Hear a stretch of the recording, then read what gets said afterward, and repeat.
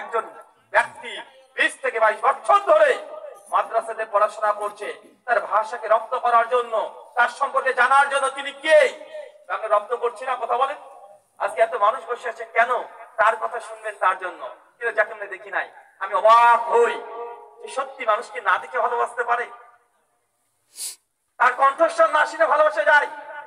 আপনি পৃথিবীতে একটা গায়ককে ভালোবাসেন, তার কণ্ঠস্বর সুন্দর এই জন্য, তার কণ্ঠস্বরে এত মধুর, তার কণ্ঠস্বরে প্রেমে আপনি পড়ে গেছেন।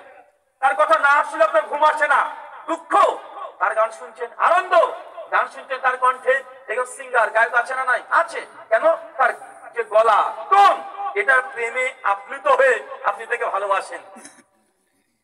আবার কিছু মানুষ আছে তার সৌন্দর্য, তার সৌন্দর্যতে মুগ্ধ হয়ে গেছেন। আপনার স্ত্রী, আপনার মেয়ে, আপনার মা, তাকে সুন্দর, আপনার স্ত্রী, ওই সৌন্দর্য প্রেমে পড়ে গিয়ে আপনি তার সঙ্গে প্রেম করছেন বা ভালোবাসছেন, তার সারা জীবন তার সঙ্গে সংসার করছেন। করছেন কি করছেন না? মানে মানুষের ভালোবাসার জন্য অনেকগুলো রিজন লাগে, অনেকগুলো কারণ।